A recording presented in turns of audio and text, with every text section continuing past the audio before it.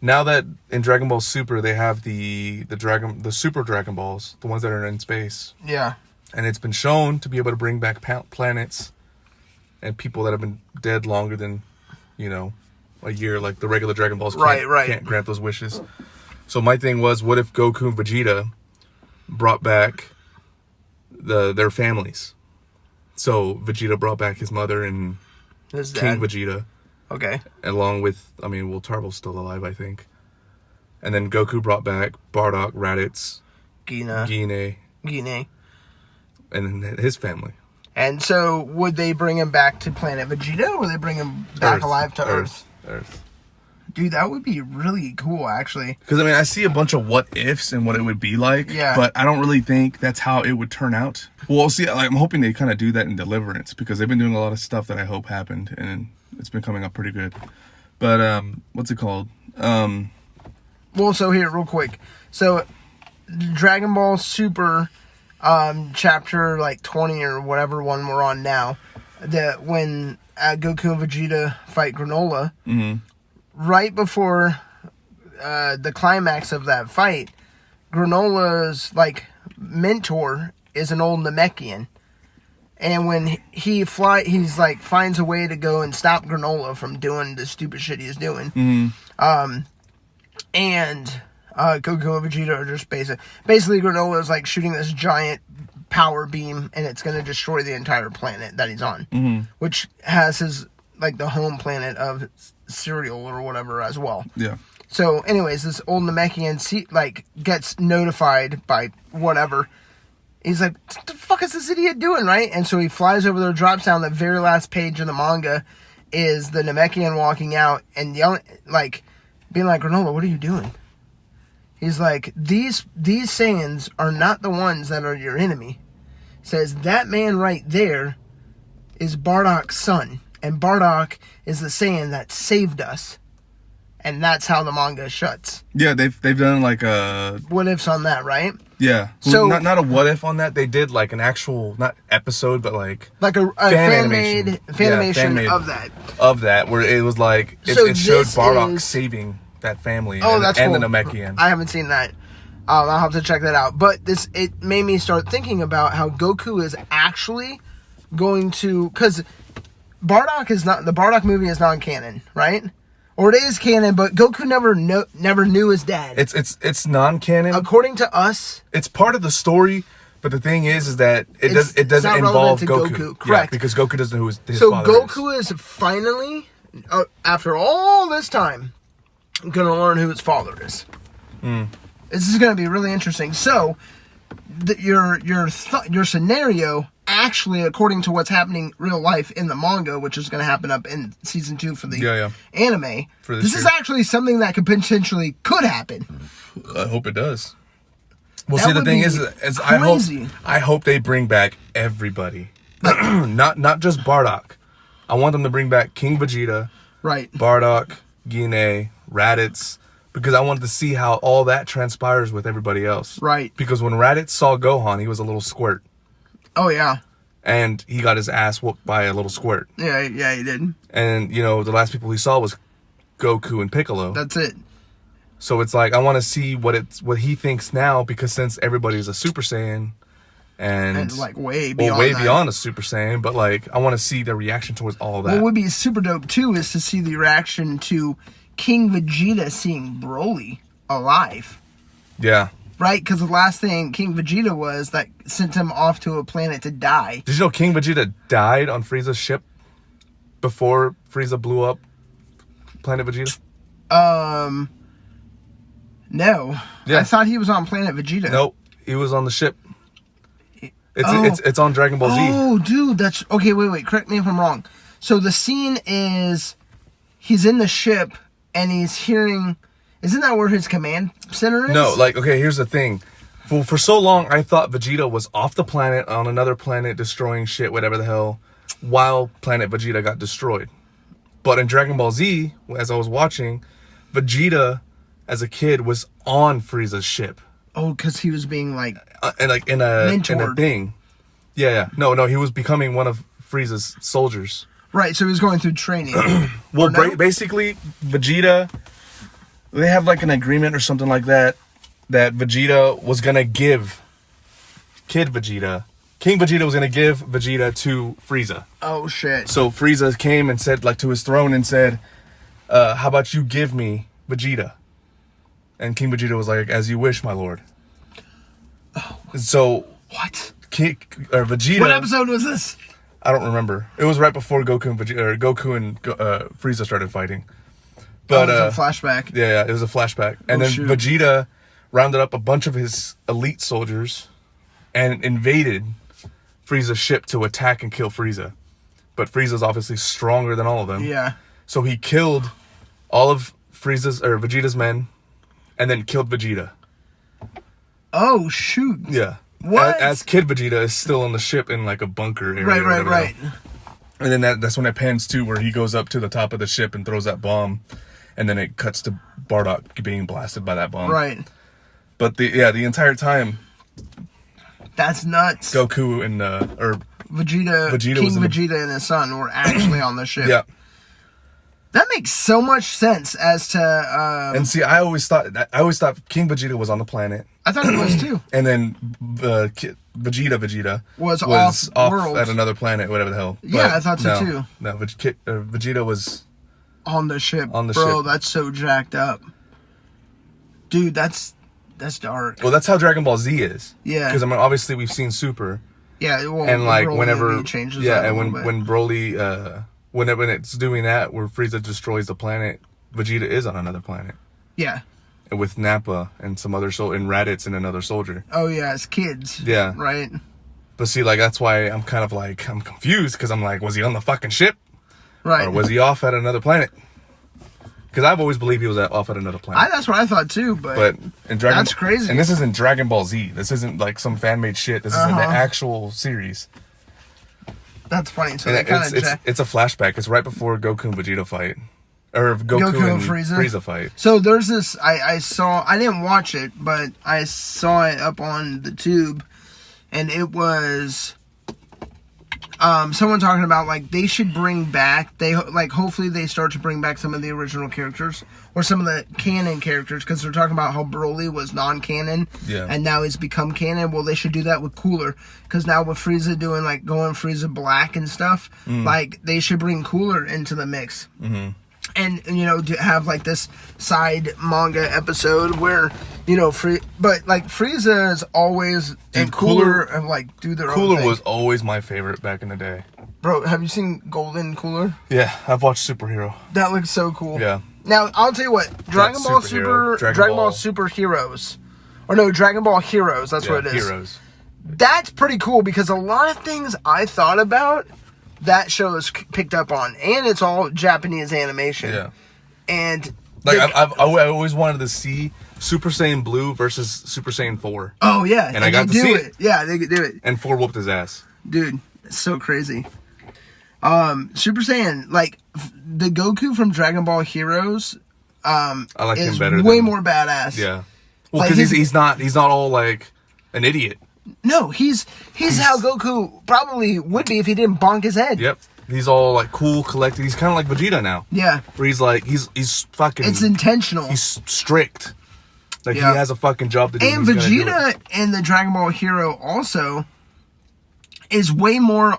he's not so arrogant and prideful. Yeah. He's more like, we're doing this together as a team because we're unstoppable as a unit. Yeah. Together, we're better than apart, so we need to fight together in unison. He's like not a cocky ass as well. Right. It's such a different dynamic. And it was cool to see, like, some of the other characters, like Cumber, you know, the or the evil Saiyan or whatever. He's cool as fuck. I will tell you. I like seeing Gold Cooler. Yeah, Gold Cooler was nasty. Crazy, like, watching Dragon Ball Z now because, like, I always knew Krillin was a chicken shit, but I didn't realize how much of a chicken shit he actually is. Throughout the whole fucking series, he's just he's bitching, moaning, almost dying, crying about shit, doubting his friends, because dude, like Goku will be like, "Oh, I got this." Krillin's like, "No, you'll die." I don't know what Goku's doing. He's gonna die. blah, blah, blah, blah. And then as soon as Gohan lands a hit, he's like, what? Goku's strong. He can probably do this. It's like, he said he could fucking do it from the beginning. Yeah. Like, dude, you know who this guy is. Like, can you not read face gestures? Like, he had no emotion. He was ready to kill somebody, and he did. Dude, yeah, it's No, nuts. he didn't. No, he didn't. He didn't kill Raccoon, and he didn't kill Berter. That's true. He just knocked them out. Vegeta killed Raccoon and Berter. One of my favorite power-ups of Vegeta ever. It's on the Namek. I have two or three power-up scenes where the guys are keying up. When Gohan and Krillin are versing Gildo, and they both like, let's turn it up, Gohan, and they're like, and they start powering up after they've already got their potential unleashed from Guru. Bro, that scene, just that clip where they're just standing there fucking powering up, they look crazy, right? Because up until that point, Gohan and Krillin haven't done a damn thing. For me, I would say Gohan facing Garlic Jr. It's been a long time. That's literally right after the Frieza. Okay. Bullshit. They get back to Earth and Gohan's training still with Piccolo and everything else. And then Garlic Jr. comes and attacks, takes over everything, whatever the hell. But there's like this scene where he's like talking shit to Gohan, and Gohan just stands there and he gets pissed and he fucking crouches down and you see his muscles bulge, veins coming out, his hair's going up, and I'm like, fuck, that looks sick as shit. So I was gonna say the other really cool one for me personally is Gohan on Namek when he's getting powering up to fight Frieza. Oh yeah. And he's just in the air and he's like, just fucking. I mean, he doesn't do much, right? But he surprises the guy, right? Yeah. But it just is like, it gives me chills. I'm like, oh yeah. But Vegeta, when he's powering up to fight Raccoon, and he like, it's the red and the blue aura in the background, and his eyes are getting bloodshot red, and he's just standing there like, screaming. Fuck you. You know, like, he's just so pissed. Dude, whenever just the animation of it, it's this blue aura around him with the red and the fiery looking shit. He's just going nuts. Yeah. I was like, oh god. And those are all pre-Super Saiyan and any of that stuff. But those just like, and they're not, and again, they don't even, it doesn't even last long because Gohan and Krillin get jacked up. Vegeta has a few good hits and then gets his ass destroyed. Yep. But it was cool to see. It was cool. Those were cool to see. Because I've already seen all that shit, like, you know. Yeah. But because of the fact that it's been so long since I've watched Dragon Ball Z, it was cool to see all of that stuff again because it was kind of like a refresh. You know what I mean? Because like I knew all this stuff happened. I knew what was going on, but it was like seeing everything go on. I was like, fuck, I forgot what this looked like. I forgot how this went. Yeah, and because all the new stuff. I watched that superhero movie. Dragon Ball Superhero? Yeah. Superhero? I'm sorry, but that's such a stupid name. Well, because remember how I told you last time I watched it on TikTok? Yeah. Someone uploaded the whole movie on TikTok. Yeah. I watched it in parts. Oh. So, damn, bro. But that's a shitload of parts. It was very long. But I still watched it. And it was good. So how did you watch it this time? I always thought it was good. Huh? How'd you watch it this time? I have an app called Movie Box where you get to watch movies that like come out in theaters. What? And you watch them on your phone. Is this legal? I don't know. But maybe I'll block that part out. I think it is. I think it is legal because I mean a lot of people use it. And it involves Google and a bunch of verifications and shit before you can use it. Okay. But I watched it on there, and obviously I watched it in Japanese because what other way can you? So good. But it was a good movie. Like it showed a lot of scenes that I didn't see on TikTok. It's hilarious. But I was laughing, dude. It was funny. I like Gamma 2. Dude, those androids were sweet, dude. If you think about it, Gamma 1 and Gamma 2 are literally like Vegeta. Yeah. And Goku. You think so? Gamma 1 is the red one. He's exactly like Vegeta. Because he's always serious. He always has his arms crossed and he's like not for games and shit. And then Gamma 2 is the more playful one. He's like cheery, doing flips, laughing all the time, making funny gestures and shit. Oh, that's funny. I didn't even think about that. I was thinking about it as I was watching it, and it's like, yeah, Gamma 2 is literally just like Vegeta, Goku, and then Gamma 1 is like Vegeta. That would make sense. They would do that shit, actually. But it was cool. I enjoyed it. The only thing I don't understand is why everybody kept calling Piccolo Lord Piccolo. Lord Piccolo?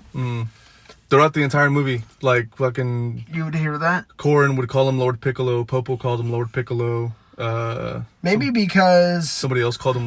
Not Kami. Fucking Dende. Dende called him Lord Piccolo. Like everybody was calling him Lord Piccolo, but it's like, why are y'all calling him Lord Piccolo? Was that before he got the Shenron? It was like in the beginning of the movie. Upgrade. I don't know, dude. That's weird. Because I was like, throughout all the fucking series and the whole shows and everything, nobody's ever called him Lord Piccolo, and then all of a sudden now everybody's calling him Lord Piccolo. Well, it's a whole different person who wrote this story, so.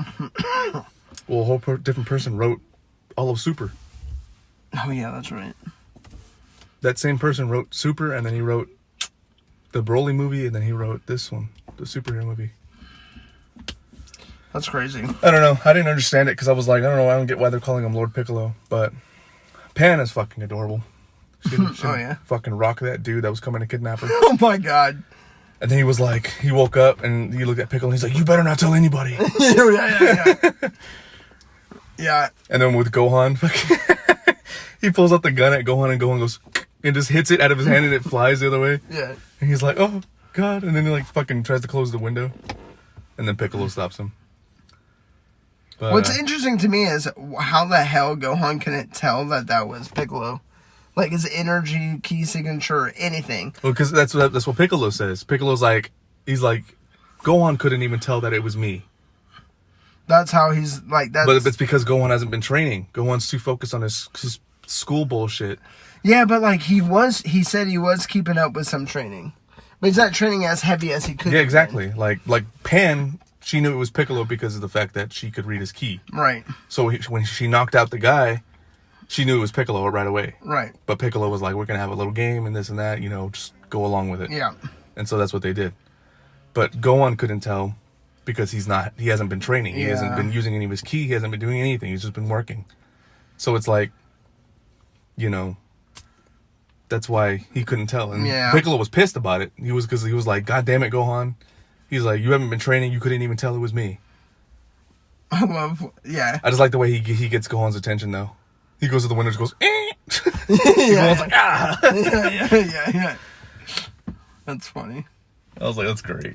That is funny, though. And the guy was like, he's like, do you come around here often? He's like, how did you know to do that? Yeah, exactly. It's like, oh, never. Nope. Yeah, no, but that movie was good. At first, I was kind of like iffy about it. But I watched it and I was like, this is a good movie. Yeah, I did. I gotta rewatch it. Well, I went and found a bootleg version of when Gohan goes beast.